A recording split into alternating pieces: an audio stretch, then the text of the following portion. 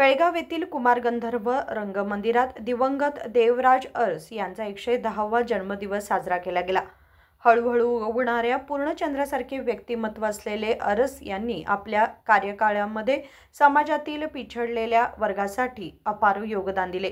सहाय्यक पोलीस आयुक्त सदाशिव कट्टीमणी यांच्या मते देशातील सर्व राज्यांमध्ये हे उदाहरण पसरवले असते तर आपले कर्नाटक राज्य शांती आणि सुव्यवस्थेत राहिले असते। याचे श्रेय दिवंगत देवराज अरस यांना जाते। बुधवारी जिल्हा प्रशासन, जिल्हा पंचायत, पिछडलेला वर्ग कल्याण विभाग आणि महानगरपालिका यांच्या संयुक्त विद्यमाने आयोजित कार्यक्रमात त्यांनी उपस्थितांशी बोलताना सांगितले की हळूहळू रात्रीच्या नक्षत्रांमधून प्रकाश पसरवणाऱ्या चंद्रासारखे अरस यांनी समाजातील पिछडलेल्या वर्गासाठी कार्य केले। ಜಾರಿ ಮಾಡಿದರು।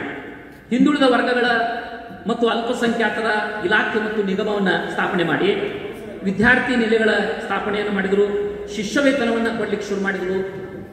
ಅತಿ ಹಿಂದುಳಿದ ಮಕ್ಕಳಿಗೆ, ಬಡವರಿಗೆ ಶುಲ್ಕ ವಿನಾಯಿತಿಯನ್ನು ಕೂಡ ಕೊಡಲಿಕ್ಕೆ ಶುರು ಮಾಡಿದರು। ಎಲ್ಲ ಮುಂದುವರೆದವು।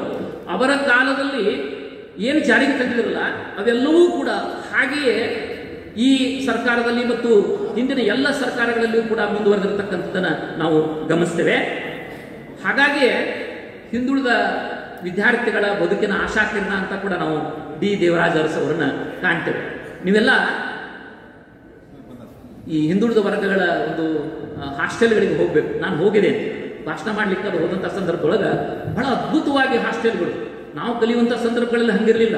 ಎಷ್ಟು ಫೆಸಿಲಿಟಿ ಅದ ವಿದ್ಯಾರ್ಥಿಗಳಿಗೆ ಅಂತಂದ್ರೆ ನೀವು ಅಚ್ಚರಿ ಪಡ್ತೀರಿ। ಒಳಗಡೆ ಅವರಿಗೆ ಪ್ರತ್ಯೇಕ ಬೆಡ್ಡು, ಊಟದ ವ್ಯವಸ್ಥೆ, ಸ್ನಾನದ ವ್ಯವಸ್ಥೆ ಬಹಳ ಅಚ್ಚುಕಟ್ಟಾಗಿ ಇಂದೂ ಕೂಡ ಆ ವಿದ್ಯಾರ್ಥಿಗಳಿಗೆ ಎಲ್ಲ ಸೌಲಭ್ಯಗಳನ್ನು ಡಿ ದೇವರಾಜ್ ಅರಸ್ ಅವರು ಪೂರೈಕೆ ಮಾಡಿದ್ದನ್ನು ಮುಂದುವರಿಸಿಕೊಂಡು ಹೋಗ್ತಾ ಇರೋದನ್ನು ನಾವು ಕಾಣಬಹುದು। ಇದು ಕರ್ನಾಟಕದ ಹೆಮ್ಮೆ ಕೂಡ ಹೌದು। ಯಾಕಂದರೆ ಅಷ್ಟೊಂದು ಆರ್ಥಿಕವಾಗಿ ಸದೃಢ ಆಗಿರಲಿಲ್ಲ ನಮ್ಮ ಪಾಲಕರು, ಬಹಳಷ್ಟು ಬಡವರು ಇರ್ತಾರೆ। ಅಂಥವರಿಗೆ ಇದೊಂದು ಬಹಳ ಮುಂದುವರಿಲಿಕ್ಕೆ ಒಂದು ಬೆಳಕಾಗಿ ಗೋಚರಿಸ್ತಾ ಇದೆ ಅಂತ ನನ್ನ ಅನಿಸಿಕೆ। ಹಾಗೆ ಇನ್ನೊಂದು ಬಹಳ ಪ್ರಮುಖವಾಗಿರ್ತಕ್ಕಂಥದ್ದು ಇಂದಿಗೂ ಚರ್ಚೆ ಆಗ್ತಬಹುದು, ಸ್ಟೈಪಂಡ್ರಿ ಯೋಜನೆ, ನಿರುದ್ಯೋಗಿ ಯುವಕರಿಗೆ ಸ್ಟೈಪಂಡ್ರಿ ಯೋಜನೆ ಗಮನಿಸ್ರಿ। 16,000 ನಿರುದ್ಯೋಗಿಗಳಿಗೆ ಅಂದು ಅವರು ಪದವೀಧರ ವಿದ್ಯಾವಂತರು ಅಂತ ಕರೀತಾರೆ, ಅವರಿಗೆ 50 ರೂಪಾಯಿ ಸ್ಟೈಪಂಡ್ ಅನ್ನ ಜಾರಿಗೆ ತಂದರು। ಅದಕ್ಕೊಂದು ಘಟನೆ ಅಲ್ಲಿ ನಡೀತದೆ। ಅದು ನಮ್ಮ ಬೆಳಗಾವಿ ಜಿಲ್ಲೆಯ ಅಥಣಿ ತಾಲೂಕಿನಲ್ಲಿ ನಡೀತದೆ। 1973 ಮೇ 7ನೇ ತಾರೀಕಿನಲ್ಲಿ ನಡೀತದೆ। ಅಂದು ರಾತ್ರಿ ವಿದ್ಯಾವಂತ ಯುವಕರೆಲ್ಲ ಸೇರಿ ಏನ್ ಮಾಡ್ತಾರಂದ್ರೆ ಅಂಗಡಿ ಮುಗ್ಗಟ್ಟುಗಳನ್ನು ಲೂಟಿ ಮಾಡ್ತಾರೆ। ಕಾಳು ತುಂಬಿರತಕ್ಕಂಥ ಅಂಗಡಿ ಮುಗ್ಗಟ್ಟುಗಳನ್ನು ಲೂಟಿ ಮಾಡ್ತಾರೆ। ಅವ್ರ ಪರಿಸ್ಥಿತಿ ಎಂಥದ್ದಿತ್ತು ಅನ್ನೋದನ್ನ ನಾವು ಊಹೆ ಮಾಡ್ಕೊಳ್ಬೇಕು।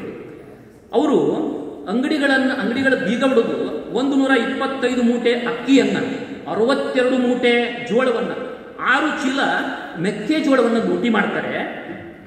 ಇದು ಅರಸವರಿಗೆ ಗೊತ್ತಾಗ್ತದೆ। ಹೆಚ್ಚಾಗಿ ಆ ಅರಸವರಿಗೆ ಏನು ದುಃಖ ತರ್ತದ, ವಿಷಾದ ಉಂಟು ಮಾಡ್ತದಂದ್ರೆ ಇದನ್ನು ಮಾಡಿದವರು ವಿದ್ಯಾವಂತ ಪದವೀಧರರಲ್ಲ, ಅವರಿಗೆ ಶಿಕ್ಷೆಯನ್ನು ಕೊಡ್ತಾರೆ, ಆ ಮಾತು ಬೇರೆ।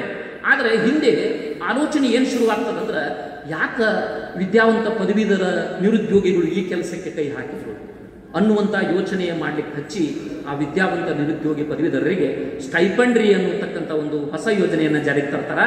ಅಂದಿನಿಂದ 50 ರೂಪಾಯಿ ತಿಂಗಳ 16,000 ನಿರುದ್ಯೋಗಿ ಪದವೀಧರರು ಈ ಅವಕಾಶವನ್ನು ಆಗ ಪಡೀತಾರೆ ಅನ್ನೋದನ್ನು ನಾವು ಗಮನಿಸಬಹುದು।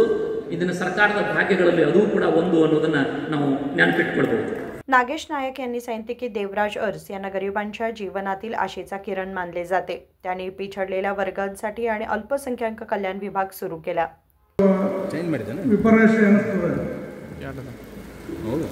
ನಮ್ಮ ಕರ್ನಾಟಕ ರಾಜ್ಯ ಮುಖ್ಯಮಂತ್ರಿಗಳನ್ನು ಕಂಡಂತ ನಮ್ಮ ಕರ್ನಾಟಕ ರಾಜ್ಯದಲ್ಲಿ ದೇವರಾಜ್ ಅರಸ್ ಅವರು ಹೆಂಗಪ್ಪ ಅಂತಂದ್ರೆ ಹುಣ್ಣಿಮೆಯ ರಾತ್ರಿ ನಕ್ಷತ್ರದ ಮಧ್ಯದಲ್ಲಿ ಚಂದ್ರ ಹೆಂಗೆ ಹೊಳಿತಾನೋ ಆ ಒಂದು ವ್ಯಕ್ತಿತ್ವ ಈ ದೇವರಾಜ್ ಅರಸ್ ಅವರು।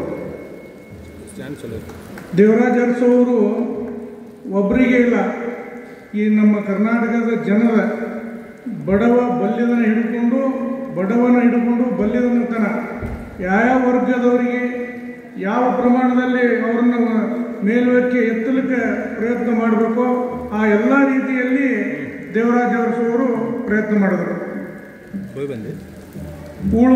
ಮುಖ್ಯವಾಗಿ ಊಳುವನೆ ಒಡೆಯ ನಿಮಗೆಲ್ಲ ಗೊತ್ತು ಟೆನೆಂಟ್ ಆ್ಯಕ್ಟ್ ಅಂತಾರೆ ಎಲ್ಲರೂ, ನಮ್ಮ ಹಳ್ಳಿ ಭಾಷೆ ಟೆನೆಂಟ್ ಆ್ಯಕ್ಟ್, ಶಿವನ ಫಾರ್ಮ್ ತುಂಬಿದ್ರಿ ಅಂತೇಳಿ. ನೀವೆಲ್ಲ ಮಕ್ಕಳುಗಳು ಬಂದಿದ್ದಾರಲ್ಲ, ನಿಮಗೆ ಅದು ಗೊತ್ತಿರಬೇಕು.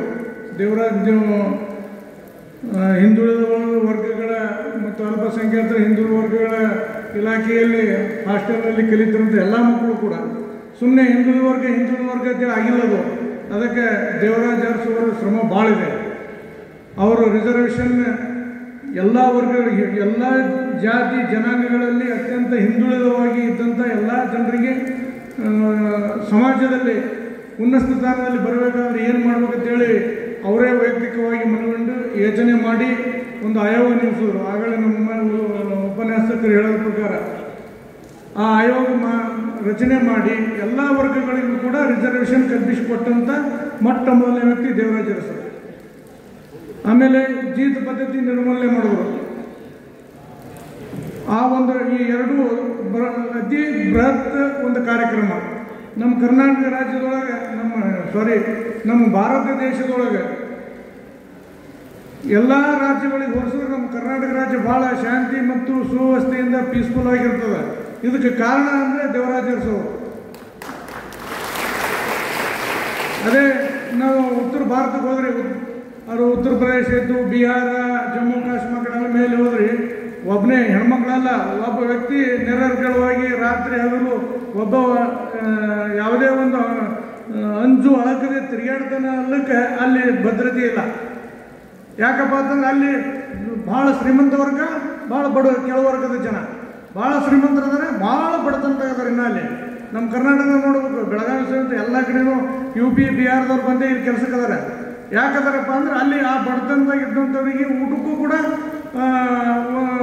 ಇರುವಂಥ ಪರಿಸ್ಥಿತಿ ಇಲ್ಲ. ಅಲ್ಲಿ ಅವರೆಲ್ಲ ಕೊಳೆ ಉಟ್ಕೊಂಡು ಇಲ್ಲಿ ಕರ್ನಾಟಕದಾಗ ಬಂದು ಇಲ್ಲಿ ಉಪಜೀವನ ಮಾಡಿ ಜೀವನ ಸಾಗಿಸ್ತಿರ್ತಾರೆ. ಅಂಥವರು ಕೂಡ ಇಲ್ಲಿ ಈ ಹಿಂದುಳಿದ ವರ್ಗದ ಇದ್ರಾಗ ಫಲಾನುಭವಿಗಳಾಗಿದ್ದಾರೆ. ಅದಕ್ಕೆ ಈ ಒಂದು ಉಳುವನೆ ಒಡೆ ಏನು ಒಂದು ಕಾನೂನು ಜಾರಿಗೆ ತಂದರು, ಅದರಿಂದ ನಮ್ಮಲ್ಲಿ ಸಮಾನತೆ ಜಾಸ್ತಿ ಬಂದ್ಬಿಡ್ತು. ಬಡವ ಬಲ್ಲಿದ, ಶ್ರೀಮಂತ ಬಡವ ಅನ್ನೋ ಒಂದು ಭಾಳ ದೊಡ್ಡ ತಾರತಮ್ಯ ಏನಿತ್ತು ಅದು ಸಮಾನತೆಯ ಒಂದು ಹಂತಕ್ಕೆ ಬಂದ್ಬಿಡ್ತು. ಹೀಗಾಗಿ ನಮ್ಮ ಕರ್ನಾಟಕದಲ್ಲಿ ಯಾವುದೇ ರೀತಿ ಶೋಷಣೆ ಇಲ್ಲ. ಆಮೇಲೆ ಉಚ್ಚ ನೀಚ, ಆಮೇಲೆ ಬಡವ ಬಲ್ಲಿದ ಅನ್ನೋ ತಾರತಮ್ಯ ಭಾಳ ಕಡಿಮೆ ಇದೆ. यावेळी अतिरिक्त जिल्हाधिकारी विजयकुमार होनकेरी, समाज कल्याण विभागाचे संयुक्त संचालक रामणगौडा कन्नोळी, एस हर्षा बंगारप्पा, कन्नड व संस्कृती विभागाच्या उपसंचालिका विद्यावती भजंत्री यांच्यासह इतर अधिकारी उपस्थित होते. राजशेखर हिरेमठ, KMM मराठी, बेळगाव.